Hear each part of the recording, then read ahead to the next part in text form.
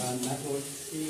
কি রান্না করছো? মাছের ঝাল, সরি ঝাল নয়, মাছ আলুর তরকারি করছি। দেখাও ভালো করে।